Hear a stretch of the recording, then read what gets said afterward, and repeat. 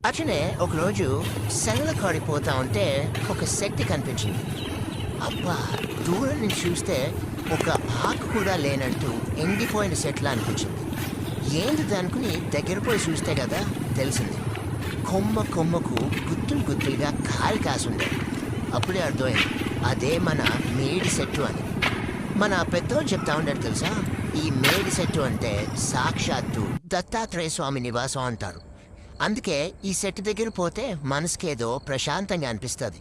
జ్యోతిష శాస్త్రం ప్రకారం చూస్తే ఈ మేడి చెట్టుకు శుక్రగ్రహం అధిపతి అంట. ఇంకో ముఖ్యమైన విషయం ఏంటంటే పొద్దున్నే సాయంత్రం ఈ చెట్టుకు నీళ్లు పోసి ఒక దీపం పెట్టారంటే చాలు, లక్ష్మీదేవి కటాక్షం మన ఇంట్లో నిలబడతాది అంటారు. ఇంట్లో ఐశ్వర్యం, శాంతి, సుఖం అన్నీ కలిసొస్తాయి. రావి చెట్టులాగా దీని వేర్లు పునాదులు పాడు చేయవు, వాస్తు దోషాలు ఉండవు. అందుకే ఇంట్లో ధైర్యంగా పెంచుకోవచ్చు.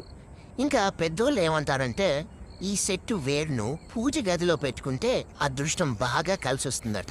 అందుకే స్నేహితులు,